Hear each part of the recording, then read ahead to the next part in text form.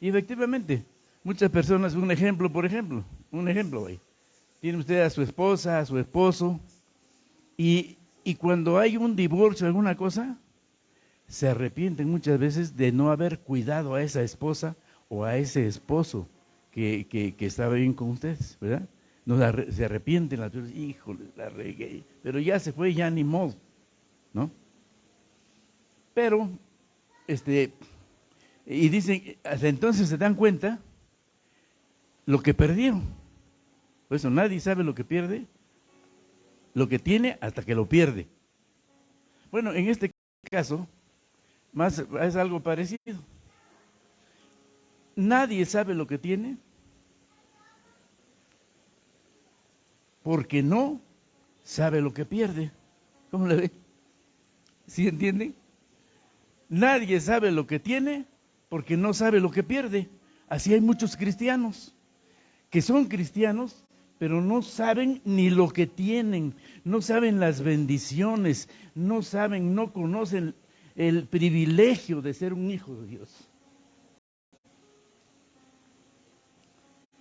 de ser un cristiano. Y se van, y andan como chapulines por acá y por allá, y de repente caen en una falsa iglesia y ahí se perdieron. Entonces se arrepienten, ¿verdad?, de no haber escuchado perfectamente bien lo que es la palabra. Así que sobre esto va más o menos el mensaje, que se llama bendiciones espirituales en Cristo Jesús. ¿No? Hoy va usted a conocer, o va usted a recordar muchas cosas de que ya les hemos mencionado aquí nosotros, ¿verdad? Entonces, porque ustedes sí saben, ¿sí? Ustedes sí saben lo que tienen. Pero hay algunas cositas que hay que recalcar todavía. Y ahí es en donde yo quiero que usted reaccione. Que diga, ah, caray, sí es cierto, gloria a Dios, gloria y un aplauso al Señor, ¿me entiende? No a mí, sino al Señor, amén. Para que yo vea que están vivos. ¿Vale? Les voy a contar algo antes de empezar. Vea usted esta cosa tan hermosa. Este es un mensaje, dice, para los descorazonados.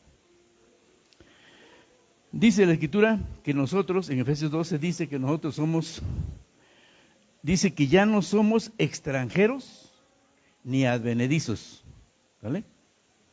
Sino que somos conciudadanos de los santos y miembros de la familia de Dios. O sea, antes nosotros éramos extranjeros. No estábamos en la verdadera iglesia de Jesucristo. Y a veces íbamos, de vez en cuando por allá, éramos advenedizos. O que venía por ahí algún predicador y ahí íbamos corriendo a escuchar, ¿no? Éramos advenedizos y éramos extranjeros y ya nos íbamos. Pero cuando recibimos a Jesucristo, nos convertimos en conciudadanos de los santos. Y ahora somos hijos del Dios Altísimo. Amén. Imagínese, ponga mucha atención en esto, imagínese usted que usted es un niño abandonado en las calles de una gran ciudad. Sus padres murieron antes de llegar a la ciudad. Usted no tiene ni dinero ni parientes. Tampoco puede hablar el idioma local y tiene que sobrevivir como puede. Muchos huérfanos se encuentran exactamente en tal dificultad. Duermen en los callejones, acurrucándose en cajas o en tambores de metal para poderse calentar, calentándose con periódicos, cartones, etcétera. Debajo de los puentes, gente indigente que no tiene nada. Para sobrevivir, mayormente roban, atrapan ratas para poder comer o revuelven la basura cuando buscan algo útil para poder alimentarse. Las niñas son empleadas como prostitutas, los mismos padres las meten como prostitutas para poder sacar dinero. Y esto está sucediendo en este tiempo y siempre ha existido. En 1850, una marea de inmigrantes llegó a las costas de Nueva York. En aquel entonces la ciudad más grande de los Estados Unidos de América, y nadie tenía el tiempo o el dinero necesarios para cuidar a los huérfanos. Nadie, es decir, excepto Charles Loring Brace, un pastor de 26 años. Horrorizado por su miserable situación, él organizó una solución singular. Le llamó el tren de los huérfanos. La idea era simple: atestar cientos de huérfanos en un tren que iba hacia el oeste y anunciar en los pueblos por los que pasaría el tren que cualquiera podía pedir un nuevo hijo o hija cuando pasara el tren de los huérfanos. El último de los trenes de huérfanos viajó hacia el oeste en 1929. Para ese entonces, 100,000 niños habían encontrado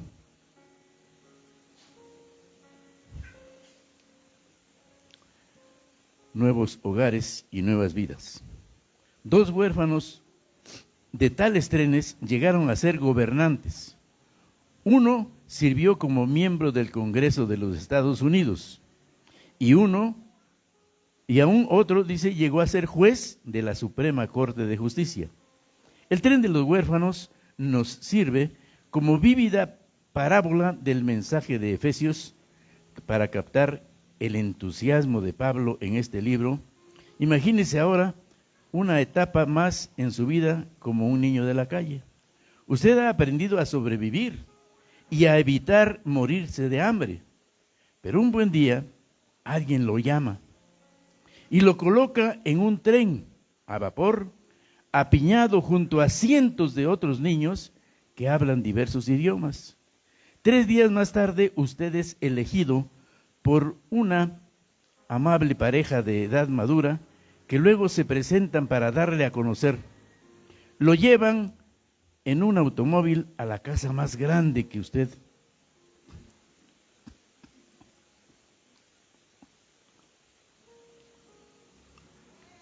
ha visto en su vida y le explican con calma que usted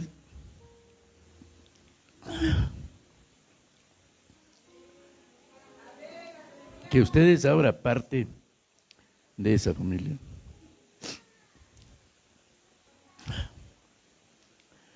Todo lo que ellos tienen es suyo. Puede usarlo y puede disfrutarlo.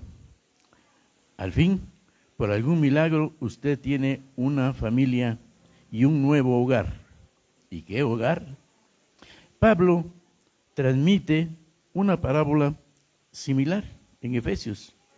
Efesios es un libro maravilloso donde vienen cosas maravillosas para nosotros, que lo vamos a ver ahorita.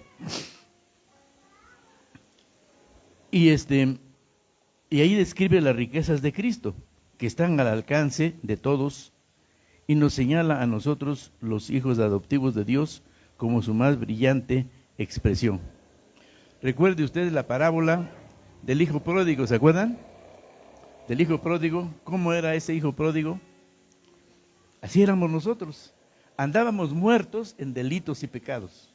Andábamos en borracheras, andábamos en calendas, emborrachándonos, y cantidad de cosas que hacíamos malas, porque estábamos sujetos al padre de la ira, al padre que es el diablo, ¿verdad?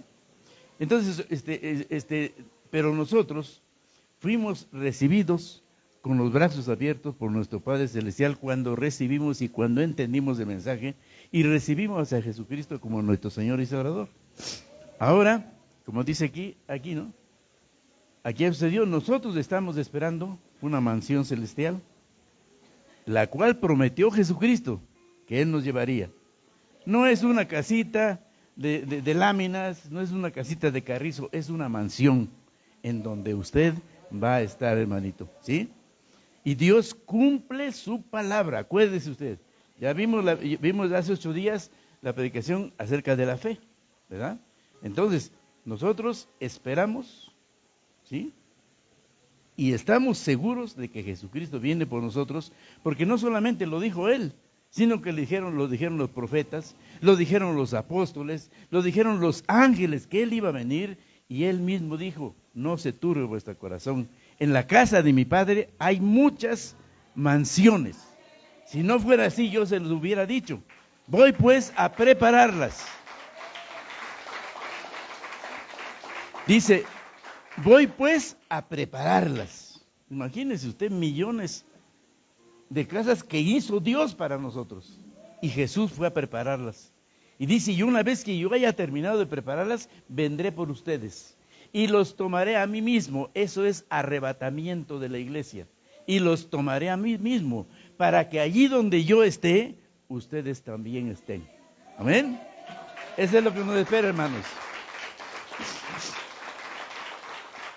La cuestión es ser pacientes. Hoy va usted a ver también que vale la pena ser cristiano. Hoy va usted a recordar algunas cosas, porque ya ustedes ya lo saben, pero a recordar algunas cosas que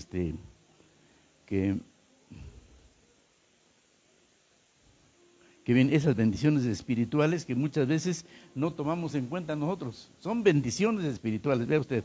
Vámonos por favor al libro de Efesios.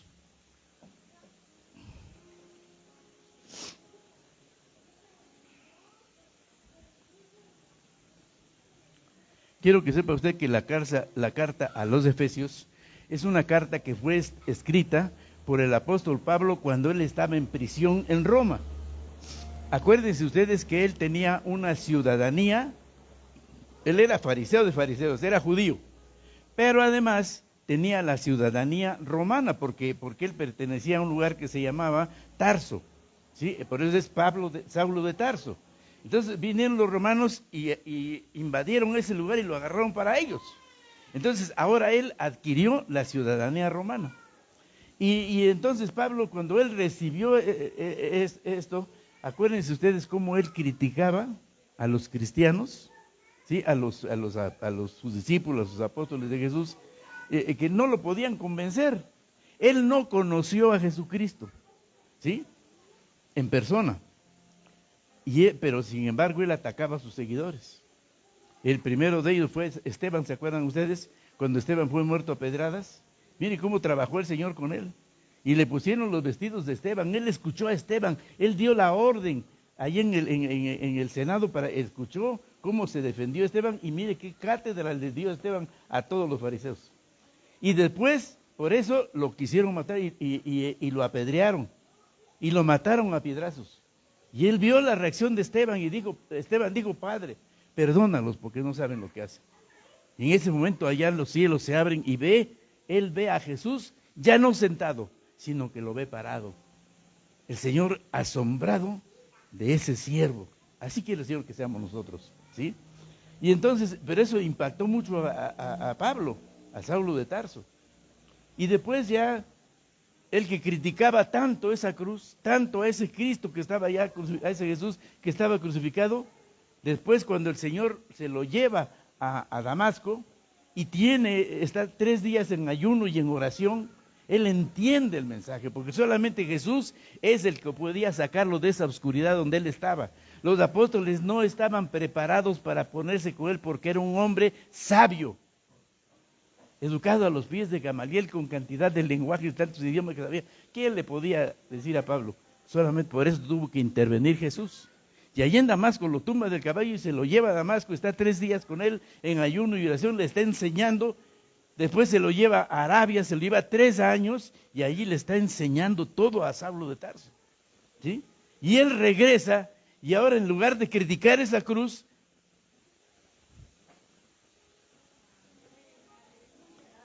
dice, porque no me envió Cristo a bautizar, sino a predicar a Cristo y a este crucificado. En él me glorío yo. Amén. Porque él entendió lo que Jesús había hecho en esa cruz. Él lo entendió, ¿sí? Ahora entendía por qué estaba clavado. No colgado, sino por qué estaba clavado. ¿Qué fue lo que hizo? Y eso es lo que nosotros tenemos también que entender muy bien. Lo que hizo la cruz en Cristo y lo que hizo Cristo en la cruz. Porque es una cosa muy diferente. No vamos a venir como en un lugar, vengan a los pies de la cruz. No, Señor, yo no voy al pie de la cruz. Yo voy a los pies de Jesucristo. Y punto. Amén. ¿Qué fue lo que hizo la cruz en Cristo? ¿Para qué sirvió esa cruz en Cristo? Díganme usted. Para que Él sufriera. ¿A poco no sufrió cargando la cruz y después que lo clavaron y todo eso? ¿Sí? Por eso en el libro de los Hebreos 12:2 dice, puestos pues los ojos en Jesús, el autor y consumador de la fe, el cual dice, menospreciando el oprobio, sufrió la cruz. Él sufrió en esa cruz. Esa cruz fue un arma del diablo para hacer sufrir a Jesús. Ahora, ¿qué fue lo que hizo Jesús en la cruz? En esa cruz absorbió todos nuestros pecados y los clavó, dice Colosenses. ¿Sí? Era una sentencia de muerte, todos nos íbamos a ir al infierno. Pero el Señor recibe todos esos pecados y los clava en la cruz. Se termina ese decreto. Amén. Es una bendición espiritual esta. Ahora ve usted lo que sigue aquí. Efesios 1:3 dice, bendito sea el Dios y Padre de nuestro Señor Jesucristo, que nos bendijo con toda bendición espiritual en Cristo, en los lugares celestiales en Cristo. A ver, vamos a repetirlo. Bendito sea el Dios y Padre de nuestro Señor Jesucristo,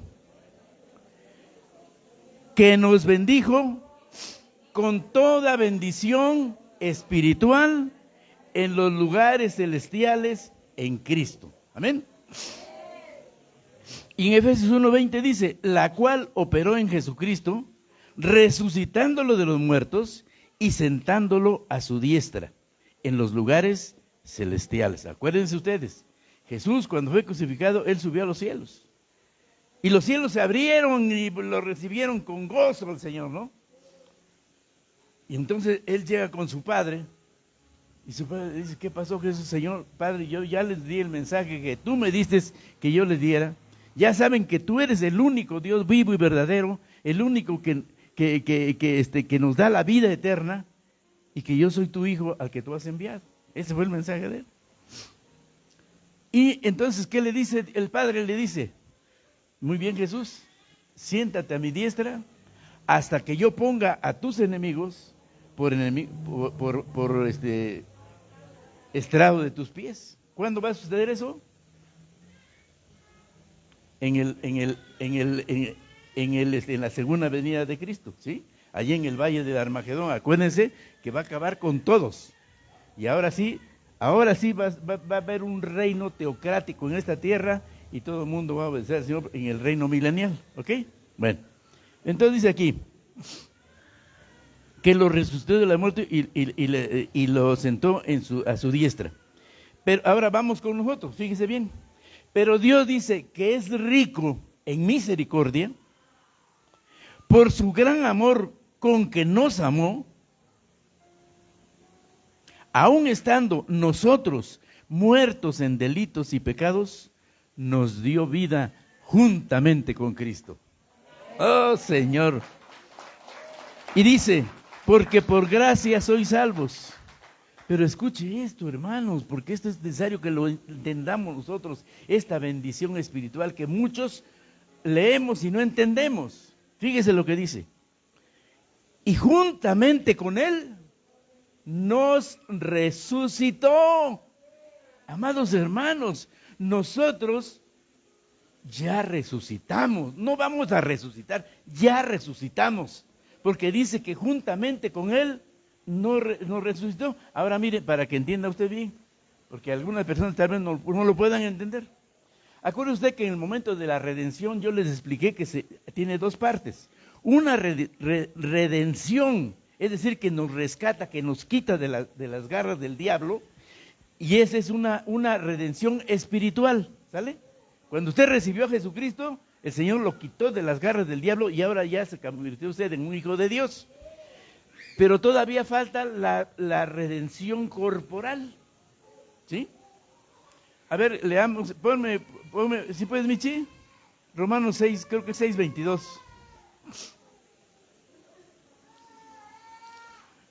Vamos a leerlo. Búsquenlo por ustedes ahí, por ahí, Romanos 6:22.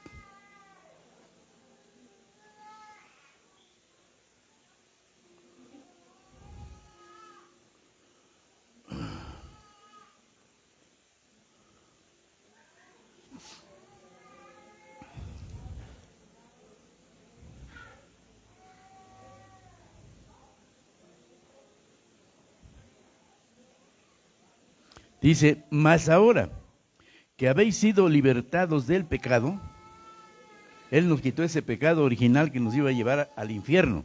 Dice, y hechos siervos de Dios, tenéis por vuestro fruto la santificación y como fin la vida eterna. Así que entonces, espiritualmente, ya nosotros, fíjese bien, espiritualmente, ya estamos sentados con Cristo en los cielos, hermano. Dice, pero, ¿cómo es eso? Esto es espiritualmente. Falta la otra parte, la redención corporal. Amén. En la redención corporal, acuérdense ustedes que nuestros cuerpos, la persona que ya falleció ya está 3 metros bajo tierra y nosotros estamos vivos acá. Cuando Jesucristo se manifieste, entonces va a haber una transformación en nuestros cuerpos. Los hermanitos que se fueron adelante de nosotros van a tener un cuerpo glorificado. Y nosotros también ese cuerpo glorificado. En ese momento subimos a los cielos con Jesús y ahora sí llegamos a los cielos. Y nos sentamos ahora sí corporalmente a la diestra de Jesús. ¿Qué dice Apocalipsis? Dice Jesús. Dice, el que venciere, le dejaré que se siente conmigo a mi lado. Así como yo he vencido y me he sentado al lado de mi Padre. ¿No es maravilloso eso? Ay, hermanos, qué cosa más maravillosa, ¿no? Ahora, Efesios 1:4 dice, el cual dice, según nos escogió con él antes de la fundación del mundo, para que fuésemos hechos santos y sin mancha delante de él. Eso es lo que el Señor quiere, ¿sí? Que sea, de hecho ya somos santos. Dice, en amor, habiéndonos predestinados para ser adoptados hijos suyos, hijos suyos, hijos de Dios, por medio, dice, de Jesucristo, según el puro afecto de su voluntad, para alabanza de la gloria de su gracia, con la cual nos hizo aceptos en el amado, en quien tenemos redención por su sangre, el perdón de pecados según la riqueza de su gracia, que hizo sobreabundar para con nosotros con toda sabiduría e inteligencia, dándonos a conocer el misterio de su voluntad, según su beneplácito, el cual se había propuesto en sí mismo. Mire, esa es otra bendición espiritual, conocer el misterio escondido. Mire, el misterio escondido es Jesucristo, es Cristo. Si usted lee la Escritura, lea usted todo el Antiguo Testamento y nunca va usted a encontrar la palabra Cristo. Siempre el Padre, Jehová, etcétera. En el Nuevo Testamento, ahora sí, ya aparece la palabra Cristo, ¿sí? ¿Y por qué razón? Porque ahora le plació al Padre a nosotros mostrarnos ese misterio escondido que no conocíamos, pero que Él se lo reveló a Pablo y Pablo nos lo reveló a nosotros. ¿Amén? Él es el misterio escondido.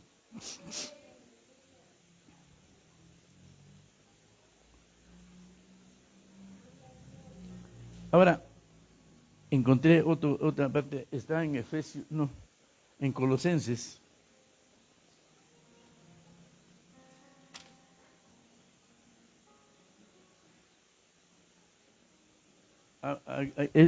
Mire, aquí está en Efesios 3:5, dice, misterio que en otras generaciones no se dio a conocer a los hijos de los hombres, como ahora es revelado a sus santos apóstoles y profetas por el Espíritu. Amén. Ahora vayas a Colosenses y aquí está algo precioso que estaba yo viendo hace rato. Colosenses 2. Aquí también habla de ese misterio escondido.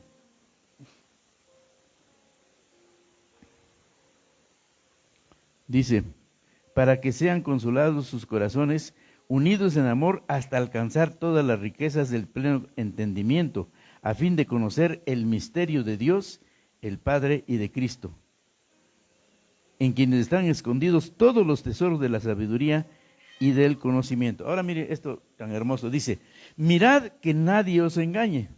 Colosenses 2:8. Dice, mirad que nadie os engañe por medio de filosofías y huecas sutilezas, como está sucediendo ahorita en muchas iglesias. Dice, según las tradiciones de los hombres, conforme a los rudimentos del mundo y no según Cristo, porque en él habita corporalmente toda la plenitud de Dios. Y vosotros, o sea nosotros, estáis completos en él, que es la cabeza de todo principado y potestad. Estamos completos en Cristo. Ahora mire, le cuento una anécdota. En una ocasión, cuando empezó todo ese problema de que empezaban a salir apóstoles y salir profetas y cuánto, el ministerio apostólico y profético, que los 5 ministerios y que no sé cuántas burradas de la gente que se inventa. Y entonces a mí en una ocasión me dijo una persona, pastor, ¿en su iglesia hay apóstoles? Digo, pues no. ¿Hay profetas? No. Entonces su iglesia está incompleta, dice.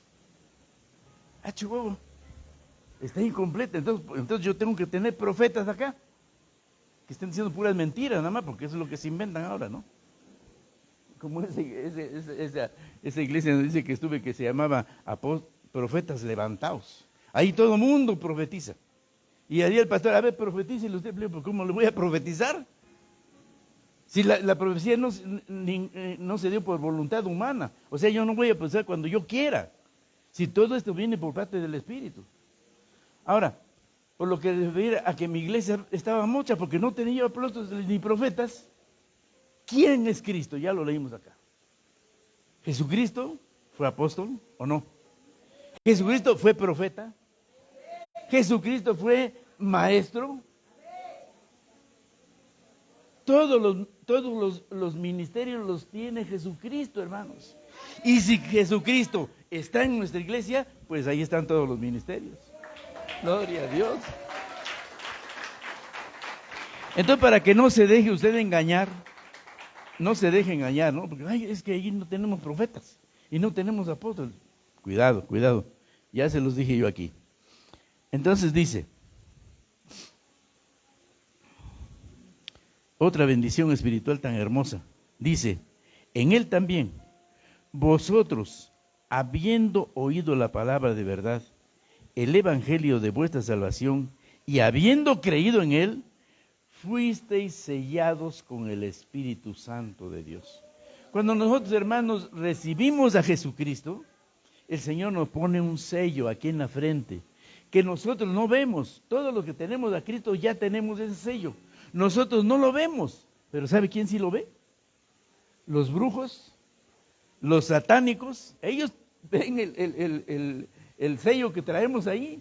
Inclusive el diablo les dice a ellos, ¿sabes qué? Si vas a ir a los panteones a recoger sangre, tierra de muerte y esas cosas, no te metas. Si ves que es un cristiano, ni te metas con ellos. Eso son testimonios de varios hechiceros que han recibido a Jesucristo. Esa es la orden que tenían de Satanás, que no se metan porque ahí está el Espíritu Santo, que es lo que les decía yo el otro día. El Espíritu Santo está en nosotros y no se va nunca, porque dice que Él está con nosotros para siempre. Amén. Y es por eso que ellos no se meten con nosotros. Bien. Ahora, estamos viendo, déjenme ver, me salté aquí. Dice, en Él también dice, fuisteis circuncidados con la circuncisión no hecha a mano, al echar de nosotros el cuerpo pecaminoso carnal en la circuncisión de Cristo. Una cosa es la circuncisión corporal, cuando le hacen la circuncisión ahí en el pene a los niños, eso es lo que hacen los judíos, ¿no? Y todavía el que se quiera hacer judío, pues le tienen que hacer su circuncisión. No, nosotros nos circuncidó a nosotros. Y circuncisión en Cristo es quitarte todo ese pecado y ponerte la vestidura de Cristo, ¿sí?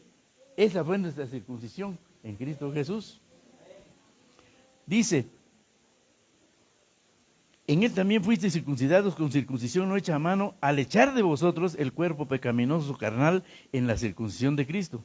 Sepultados, mire esto, sepultados con él en el bautismo, en el cual fuisteis también resucitados. Hermanos, en el bautismo ya también ustedes lo saben, nosotros participamos espiritualmente cuando nos sumergen en el agua, ahí dejamos del viejo hombre. ¿Sí? Allí somos sepultados. Y en el momento que nos sacan del agua, salimos como con un nuevo hombre. Salimos con la vestidura de Cristo. Amén.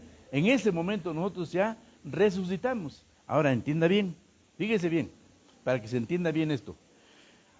La palabra resucitar quiere decir vencer a la muerte. Quédeselo bien claro esto, por favor. Una persona resucitada es una persona que venció a la muerte.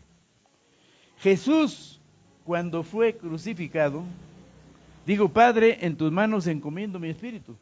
¿Por qué lo dijo? Porque él sabía que iba a bajar a los infiernos. Y en ese momento Jesús bajó a los infiernos. Y en ese momento él venció a la muerte y venció al diablo. Le quitó las llaves del seno de Abraham, salieron todos los que estaban ahí, los santos del Antiguo Testamento, y a la muerte la venció. Precisamente por eso es que él sale. Dice que en Mateo 28, 18 al 20, dice que él salió y dijo, toda potestad, o sea, todo poder me ha sido dado, dice, en los cielos, en la tierra y debajo de la tierra. ¿Qué le quedó al diablo? Nada. Toda potestad me ha sido dada a mí, dice. Y lo más maravilloso, ese poder nos lo da a nosotros, hermanos. El Señor dice, en mi nombre sacarán fuera demonios. ¿O no es verdad? En mi nombre pondrán las manos sobre los enfermos y sanarán. En mi nombre, en mi nombre. En mi nombre hablarán nuevas lenguas. En el nombre de Jesús, Él nos da ese poder y esa autoridad sobre los mismos demonios. Es porque que el diablo no se mete con nosotros, te da mucho poder con los que no tienen a Cristo, pero con nosotros el diablo no puede. No puede. Y usted haga la prueba. Háblele de Cristo. Cuando el diablo le quiera decir, ¿sabes qué? Te voy a decir tu pasado, porque ya te conozco, que eres un borracho, etcétera, etcétera. Dígale usted, ¿sabes qué? Ahora yo te voy a decir tu futuro. Y tu futuro es que viene Jesús. Y cuando Él venga aquí a esta tierra, apréndaselo bien, para que se lo diga al diablo cuando lo saque. Cuando Jesús venga aquí en su segunda venida, cuando ponga sus pies en el monte de los olivos, ¿sabes qué te va a pasar?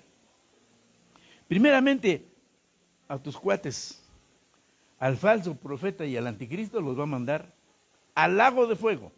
Esos son los primeritos en entrar ahí. Enseguida a ti, el Señor te va a encerrar en un abismo, a ti y a todos tus demonios, y vas a estar encerrado y encadenado durante 1000 años. Y después, cuando el Señor te dé oportunidad de salir, vas a salir como eres tan bruto, no entendiste el mensaje de Dios y vas a engañar otra vez a la gente en el milenio. ¿Y sabes qué te va a pasar?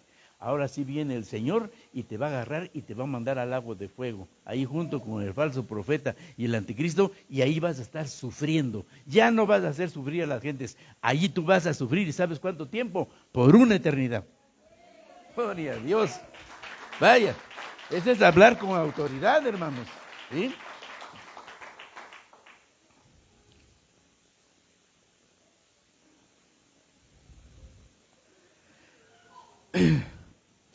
Entonces, otra bendición espiritual es que nosotros somos templos del Espíritu Santo. ¿Cuántos saben eso? Mire, cuando Salomón levantó el templo, acuérdense que vino Nabucodonosor porque se portaron mal y Dios tuvo que actuar de alguna manera. Y entonces él fue el que mandó a Nabucodonosor para que los acabara. Y los acabó. Y destruyó el templo. Después Dios, o sea, con esa paciencia, volvió a levantar otro templo, eligió, ¿verdad?, a esas personas, a Esdras y a Nehemías, para que levantaran el altar y después el templo y todo eso. Y después agarró a Herodes y le dijo, ¿sabes qué? Dale una manita de gato, tú que tienes dinero, déjame ese templo bonito. Y vino Herodes y lo dejó precioso el templo. Después los judíos crucifican a Jesús y entonces sí el Señor se enoja. Manda a los romanos que estaban bajo la autoridad de Tito, que era hijo de Vespasiano, rodea la ciudad de Jerusalén, destruyen el templo, lo queman, se llevan el oro y no quedó piedra sobre piedra, como ya lo había anunciado Jesucristo. Y de ahí son esparcidos por todo el mundo, eso le llama diáspora. Fueron esparcidos por todo el mundo. Dígame contésteme esto, ¿usted cree que Dios no podía haber escogido a otras personas y hacer otro templo hasta mejor todavía? Dígame, ¿podría Dios haberlo hecho? ¿Por qué no lo hizo Dios? Mire, y lo más maravilloso, dijo, bueno, yo ya no voy a hacer otro, ahora yo voy a habitar en ellos. Aquellos que recibieron a mi Hijo como su Señor y Salvador, ahora yo, Dios, voy a habitar en sus corazones, aquí voy a estar, ustedes son mi templo, y mientras ustedes estén aquí en la tierra, no habrá otro templo más aquí en la tierra que solamente ustedes. ¿No es maravilloso? ¿No es maravilloso que el mismo Dios, a través de su Espíritu Santo que está aquí en nuestro corazón, como dicen en Gálatas 4:6, Él va con nosotros por todas partes? Por lo tanto, ya no tenemos que decir como decían los antiguos, Señor, yo solamente voy a tal parte, pero si tú vas conmigo. Ya sería una tontera decir eso, porque sabemos que Él está con nosotros y que Él nunca se va, y Él que va a ir a donde quiera que vayamos nosotros, Él va con nosotros, Él nos defiende, y lo único que nos pide es que nos esforcemos y que seamos valientes. Y que Él estará con nosotros todos los días hasta el fin del mundo. Amén. Esa es la otra bendición espiritual. Otra bendición espiritual es que nosotros fuimos escogidos como su remanente fiel. Por eso le puse ese nombre a esta iglesia, remanente fiel. Cuando yo entendí ese mensaje y leí la escritura, vi que en toda parte del Señor siempre tiene un remanente. O sea, personas que de un montón, un poquito es de que son fieles con Dios. Ese es el remanente fiel de Dios, ¿sí? Y entonces nosotros formamos parte de ese remanente porque tenemos sana doctrina. Aquí no va a usted encontrar nada de cosas chuecas, ni corrupción, ¿ok? Esta es una iglesia de sana doctrina. Entonces, somos parte de esa iglesia redimida. Somos la novia de Cristo. Nosotros somos novia de Cristo. Y muy pronto partiremos al tercer cielo para casarse con nuestro Señor y Salvador Jesucristo. Amén. Ahí, eso es lo que nos espera a nosotros. Y cosas maravillosas más que vienen.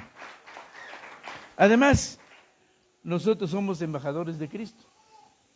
Nosotros somos, fíjese lo que somos, hermano, para que le dé gusto. Dice que somos una carta enviada por Dios a los gentiles, a los cuales, que usted les va a predicar la palabra. Nosotros somos como una carta abierta. Una carta, dice la Escritura, no escrita en un papel, no escrita en una piedra, no escrita con tinta, sino con la sangre de nuestro Señor Jesucristo. Amén. Entonces usted va con esas personas y usted es esa carta. Va usted a darle las buenas nuevas de salvación, y ahí es cuando entra el Espíritu Santo. Si usted tiene una buena comunión con el Espíritu Santo, ahí el Espíritu Santo entra y convence a la persona. Ese es el proceso. El Señor te utiliza a ti, por eso es que decimos que el Señor sí nos necesita a nosotros. ¿Cómo de que no nos necesita? Entonces, ¿cómo se va a predicar la palabra? A través de nosotros. Pero no somos indispensables. Si el Señor dice, bueno, no quieres, bueno, pues yo escojo a otro. ¿Qué pasó con los judíos? No quisieron y los hizo a un lado y nos metió a nosotros, pero no se olvidó de ellos, porque los va a volver a restaurar nuevamente. Ese es el amor de Dios. Aunque no a todos, sino solamente a los que estén inscritos en el libro de la vida. ¿Y quiénes son los que están inscritos en el libro de la vida? los que recibieron a Jesucristo como su Señor y Salvador. Por eso yo les dije, los judíos no se van a salvar todos, solamente el remanente fiel.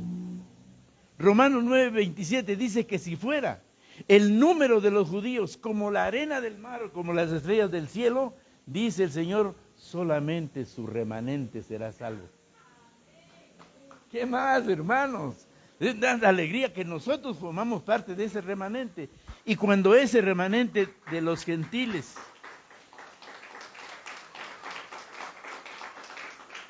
se une con el remanente de los judíos, o sea, los que en realidad aceptan a Cristo y que ya son cristianos como nosotros, allí se forma un solo cuerpo, una sola iglesia. Efesios 2:14 dice el Señor que allí en esa cruz del Calvario, Él quitó la pared intermedia que había entre judíos y nosotros, que nos despreciaban. No, Él rompió esa barrera y ahora sí unió al remanente fiel de los judíos y remanente fiel de los gentiles que somos nosotros, juntos, haciendo un solo cuerpo. Esa es la verdadera iglesia de Jesucristo que va a subir a los cielos, ¿sí? Y que está, ahora se lo voy a explicar, está representada simbólicamente, y esto es lo que mucha gente no entiende. Allá en los cielos habla el Señor de los 24 ancianos, ¿se acuerdan? Esos 24 ancianos representan simbólicamente la verdadera esposa de Cristo, porque 12 pertenecen a la tribu de Israel y los otros 12 pertenecen a los apóstoles del Cordero. Y los apóstoles del Cordero son el fundamento de nuestra iglesia, Él nos representan a nosotros. Entonces, allí estamos nosotros, esa es la esposa de Cristo. Después cuando dice Juan, y yo Juan vi la Jerusalén celestial, que descendía como una esposa ataviada para su marido. Entonces otro se confunde, ya ves, nosotros no somos la iglesia, es la Jerusalén. Papá, entiende por favor. En esa Jerusalén celestial dice la Escritura que tiene 12 puertas. Cada puerta es una iglesia, una tribu de Israel. Y en los cimientos, que son 12 piedras preciosas, representa a los apóstoles del Cordero. Entonces, simbólicamente, ahí estamos nosotros. Esa es la verdadera novia de Cristo, la esposa de Cristo. ¿Amén? ¿Sí? ¿No le da alegría ser parte de ese remanente?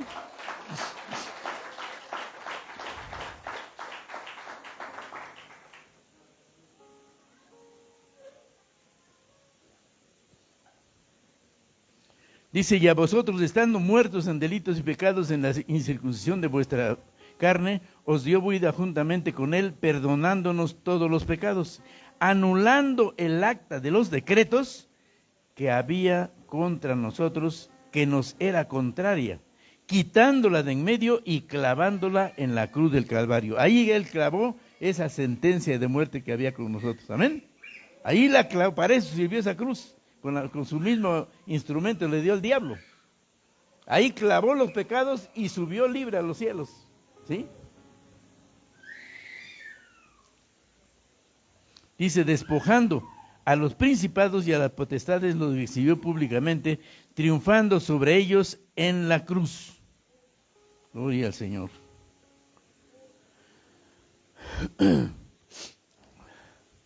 Mire, el plan de Dios no se dio a conocer en las generaciones anteriores. Fíjese por qué. No porque Dios quisiera privar a su pueblo de algo, sino porque se les revelaría a todos a su debido tiempo. Dios planeó tener a judíos y a gentiles formando un solo cuerpo. Gloria a Dios.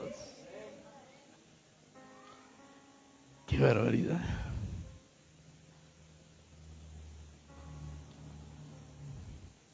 La iglesia. Se sabía que en el Antiguo Testamento que los gentiles recibirían la salvación, y eso está en Isaías 49:6. Fíjese, ya habla Isaías de nosotros, que íbamos a recibir esa salvación. Pero nunca se reveló que todos los gentiles y los judíos creyentes vendrían a ser iguales en el cuerpo de Cristo. Esta igualdad se materializó cuando Jesús derribó la pared intermedia de separación y creó un solo y nuevo hombre, Efesios 2:16, y mediante la cruz reconciliar con Dios a ambos en un solo cuerpo. Amén. Matando en ella las enemistades. Y vino y anunció las buenas nuevas de paz a vosotros que estabais lejos y a los que estaban cerca. Pablo oraba de rodillas y con lágrimas al Padre para que abriera los ojos de nuestro entendimiento y nos diera revelación y sabiduría, y que fortaleciera con poder a nuestro hombre interior, nuestro nuevo hombre por su espíritu, para que habite Cristo por la fe en nuestros corazones. Ahora mire, entienda usted bien eso. Dice, ser fortalecidos, fíjese bien, porque ya se los dije yo. Ser fortalecido es dejar ser guiado completamente por el Espíritu Santo. Eso es ser fortalecido. Para que Él pueda actuar con todo su poder a través de nosotros. Oh, gloria a Dios. Mire, yo les comenté el otro día, acuérdense bien. Yo les dije, a ver, nosotros tenemos dos naturalezas, como las tenía Jesús. Tenemos una naturaleza humana, que es esta carne, y tenemos una naturaleza humana que es el Espíritu Santo, que ya lo tenemos nosotros, ¿o no es verdad? Allí están las dos naturalezas que tenía Jesús. Jesús, hombre, y Cristo, la divinidad. ¿Sí? Allí están las dos naturalezas. ¿A esto cómo se le llama? Unión hipostática. Teológicamente se le llama unión hipostática, unión de dos naturalezas. Dios sabía que Jesús iba a necesitar al Espíritu Santo para que lo defendiera del diablo. Y con nosotros también no nos aventó así nada más, sino que somos sus hijos y ahora somos templo. El Espíritu Santo anda en nosotros, Él es el que nos protege. ¿Ok?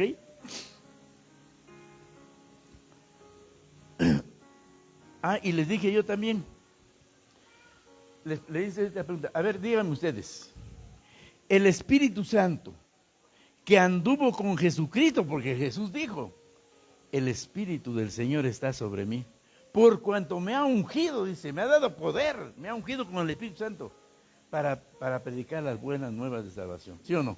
Entonces, Él sabía que lo iba a necesitar, nosotros, y más nosotros. Y yo les dije, ahora miren ustedes, entonces, si nosotros tenemos ese Espíritu Santo que estaba en Jesús, ¿es el mismo que tenemos nosotros o es otro Espíritu Santo? Es el mismo. Y ahora viene la pregunta de los 54,000 pesos. Si es que ese Espíritu Santo está en nosotros, ¿por qué razón no ponemos en práctica lo que dice el Señor? ¿Por qué razón no ponemos las manos sobre los enfermos y que todos salen?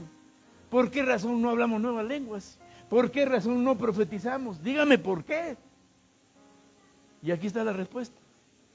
Aquí está la respuesta que acabo de encontrar.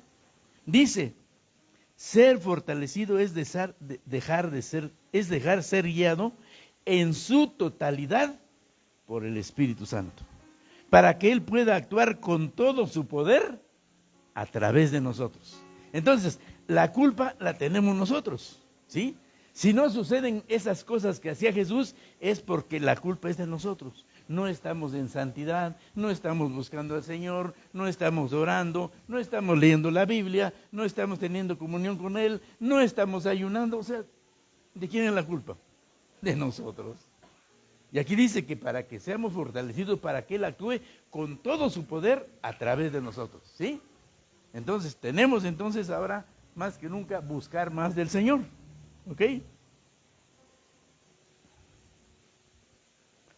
Efesios 3:20 dice, y a aquel Cristo, que es poderoso para hacer todas las cosas mucho más abundantemente de lo que pedimos o entendemos, según el poder del Espíritu Santo que actúa en nosotros. A Él sea la gloria en la iglesia de Cristo Jesús por todas las edades, por los siglos y de los siglos. Amén. Ese Cristo, hermanos, que es poderoso para hacer todo, dígalo usted, Cristo es poderoso para hacer todas las cosas que le pidamos, más de lo que nosotros pensamos o entendemos. Les voy a poner un ejemplo para que no se les olvide. O sea, usted le pide una cosa, vamos a suponer, Usted dice, bueno, pues vamos a salir, hermanos, vamos a salir a evangelizar, porque ya pronto vamos a salir, ¿eh? Y mire, pues a ver cómo nos va, pensamos nosotros, ¿no? Pero no sabemos que el Espíritu Santo, que Dios va a hacer cosas mayores. Y vamos a quedar sorprendidos por lo que va a suceder, ¿sí? ¿Por qué? Porque Él hace las cosas más abundantemente de lo que nosotros pensamos. Ay, a lo mejor nos agarran los policías y a lo mejor no, Señor, el Señor va contigo, tú ten confianza en Dios y Él te va a dar palabra, punto. Y vamos a ganar alma para Cristo, ¿o no? Es verdad, ¿sí? Ahora les voy a poner un ejemplo bíblico, fíjese bien.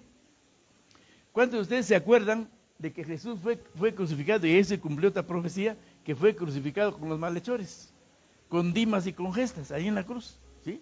Ahí estaba Jesús en medio, como el más malo, ¿no? Y ahí, cuando crucificaban a una persona, le ponían un letrero en la parte de arriba de la cruz y decía, este era un ratero, este era un secuestrador, este era un homicida, o sea, todo lo... Y a Jesús, ¿qué le pusieron? Este es Jesús, el Rey de los judíos.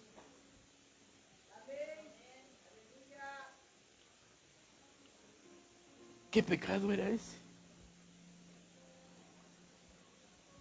Y los judíos todavía le dijeron a Pilatos, quítese ese letrero, ponle ahí, él dijo que él era el Rey de los judíos. Y dice Pilatos, nada, eso así se queda porque yo lo ordeno, punto. Él fue crucificado.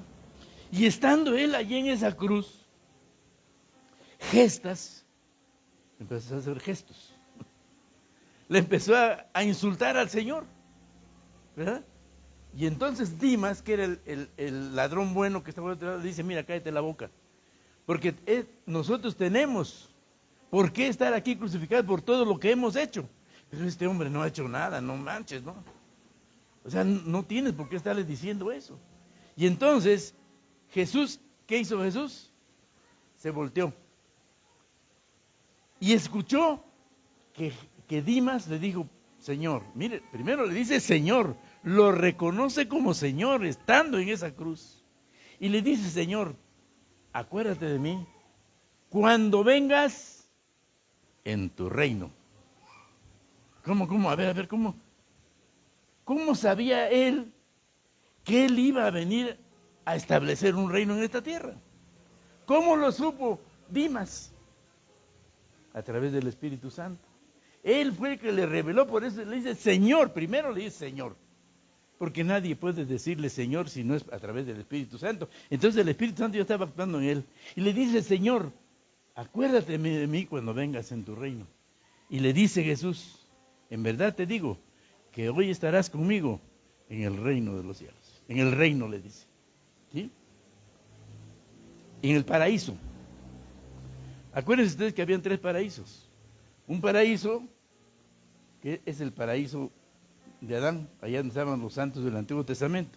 El otro paraíso es el que está en Irak, allá entre los ríos Tigres y Éufrates, en donde estuvo el huerto del Edén. Y el otro paraíso es el reino de los cielos, ¿sí?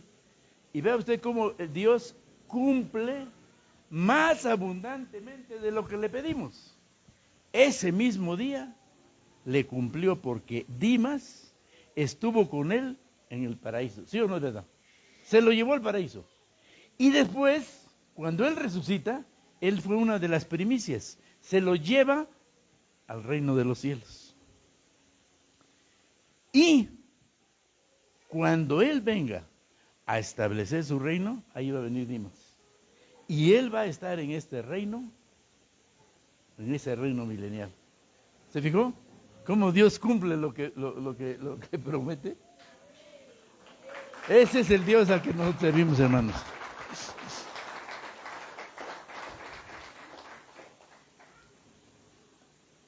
Ahora mire, y esto ya se los expliqué en el curso que les estaba ayudando acá, porque estas son las doctrinas de la cruz.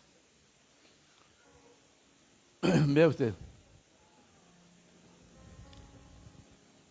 Nosotros cuando no teníamos a Cristo, estábamos muertos, ¿sí o no es verdad? Recibimos a Cristo y ahora tenemos vida. y vida en abundancia, es decir, vida eterna. Amén. 1. Segundo, estábamos muertos en delitos y pecados. Y ahora tenemos vida y vida eterna. Éramos esclavos del diablo, ¿o no es verdad? Y ahora a través de Cristo somos libres. Antes nuestro padre era el diablo y a través de Cristo nos redime y ahora somos hijos de Dios. Antes éramos enemigos de Dios por el pecado original y a través de Cristo nos reconciliamos y ahora somos amigos del Señor. Amén. Antes no teníamos al Espíritu Santo, no estábamos apartados para el día de la redención y ahora tenemos el sello y ahora somos templos del Espíritu Santo. Si permanecemos fieles y vencemos, dice la Escritura que nos sentaremos corporalmente al lado de Jesucristo, así como Él venció y está sentado a la diestra del Padre. Además, somos inmortales. ¿O no es verdad? Nosotros ya no morimos. El Señor venció a la muerte y esa victoria nos la dio a nosotros. ¿Sí? Somos inmortales. Ya estamos resucitados, hermanos. ¿Eso quiere decir? ¿Sí?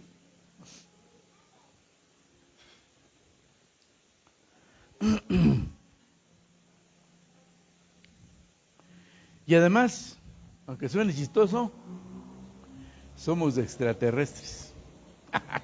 ¿Cómo, pastor? ¿Sí? Porque dice el Señor, yo no soy del mundo como ellos, como sus discípulos, tampoco son del mundo. Estamos en el mundo, pero no somos del mundo, o sea, del mundo de pecado. ¿Sí? Así lo dice. Y dice también en Filipenses, dice que nuestra ciudadanía está en los cielos. ¿De dónde esperamos? A nuestro Señor Jesucristo. ¿Eh? ¿No es maravilloso? El acta de nacimiento de nosotros está ahí en los cielos. Ahí está nuestra acta de nacimiento. Ahora sí sabemos quiénes somos, de dónde venimos y a dónde vamos. ¿O no es verdad? ¡Ah, gloria a Dios!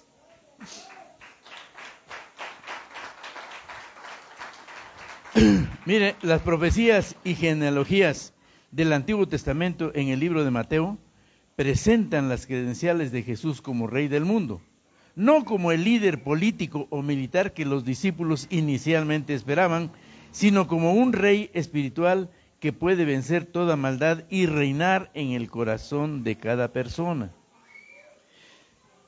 Escucha esto, si rechazamos servirle a Dios, si rechazamos servirle fielmente como Rey, somos súbditos desleales, dignos de ser desterrados del reino. Debemos dar a Jesús el lugar de Rey en nuestra vida y adorarle como nuestro Rey y como nuestro Salvador.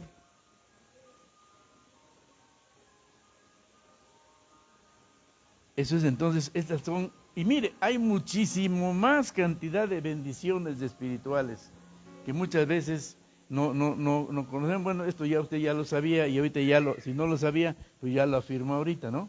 No es para darle un aplauso al Señor, no es para darle gracias por habernos recibido, por habernos dado esa vida eterna, ¿sí?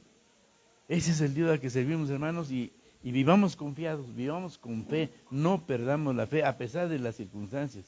Miren, en Romanos 8:22 me parece que dice que aún dice que la creación gime a una. ¿Qué es gemir? O sea, ¿cómo está la creación? ¿Cómo está la gente del mundo ahorita? ¿Usted cree que están contentos? Ahorita, por ejemplo, las iglesias católicas están atestadas de gente porque ya saben que algo viene. Los que adoran a la Santa Muerte ahora adoran más a la Santa Muerte porque creen que los va a proteger. Todo el mundo está con miedo. Y más aún con lo que está pasando, temblores, terremotos, suicidios, abortos y tantas cosas, ya la gente dice, no, pues la cosa está dura, la maldad ha aumentado en una forma terrible. Por eso dice que la creación gime. Y dice, y no solamente la creación, sino también nosotros. Aún nosotros que tenemos las arras del Espíritu. Nada más que hay algo muy importante. Nosotros también estamos preocupados, pero tenemos una esperanza de que Jesús va a venir por nosotros. Y que esto va a terminar completamente, ¿ok? Entonces, ¿qué es lo que tenemos que hacer? Ser firmes con el Señor. Estar constantemente metidos, estudiando, predicando, haciendo lo que Él quiere, para que ahora sí podamos subir con toda tranquilidad allá arriba. Ya no se preocupe usted acerca de aquellos a los cuales ustedes les ha compartido la palabra y no han querido. No quieren. En Deuteronomio 32, 28 y 29 dice el Señor acerca de su pueblo, dice, mi pueblo es una nación sin conocimiento. Dice, ojalá fueran sabios y supieran el fin que les espera. Ojalá fueran sabios, pero no son sabios, porque todavía rechazan a Jesús, ¿sí? Y este versículo cabe para cualquier persona. Si supieran el fin que les espera, no digo si no vendrían a los pies de Cristo, pero el Señor no quiere las cosas a la fuerza. El Señor quiere que nosotros vengamos a este lugar para darle gloria y honra a ese hombre, a ese Dios encarnado en Jesús, y reconocer el sacrificio que hizo por nosotros en esa cruz del Calvario, y que vengamos a adorarle y a glorificarle y a darle gracias por todo lo que Él hizo por nosotros. Amén. Eso somos nosotros, hermano. No venimos de aquí para que nos den más casas, para que nos den más carros, para que nos den, no, Señor, este evangelio de la prosperidad está destruido por completo. Son gentes que no conocen. ¿Para qué? Yo digo, ¿para qué quieres ser próspero? ¿Qué acaso no sabes que ya eres próspero? ¿Qué acaso no sabes que tú eres heredero de Dios y coheredero con Jesucristo? Y de todas las cosas, porque Él es dueño del oro y de la plata. Entonces, ¿para qué quiere prosperidad? Y decía Menejín, no, es que yo quiero, pero aquí en la tierra, ¿no? ¿Para qué me voy a esperar hasta el cielo? Y mira lo que le pasó a ese hombre. Terrible. Bueno, espero, hermanos, que se hayan fortalecido con estas palabras y que sigamos firmes, hermanos, ¿sí? Vamos a ponernos de pie, vamos a orar. Bendito Padre Celestial, te damos las gracias, Señor, por estas cosas, Señor, que nos has hecho entender, Señor, y saber que nosotros participamos en el bautismo, en la muerte, sepultura y resurrección de nuestro Señor Jesucristo, que ya resucitamos y que espiritualmente estamos sentados en los lugares celestiales. Esperamos la redención de nuestro cuerpo para que se cumpla completamente esa palabra, en donde estaremos no solamente espiritualmente, sino también corporalmente sentados a la diestra de Jesús, así como Él venció y se sentó a la diestra de su Padre. Te damos las gracias, Señor, por este mensaje, y te pedimos, Señor, que no se disminuya nuestra fe, que no disminuya nuestra esperanza, que no nos echemos para atrás, porque eso no le agrada a tu alma, Señor. Te damos las gracias en el nombre maravilloso de Jesús. Amén, Señor, y amén. Dele un aplauso.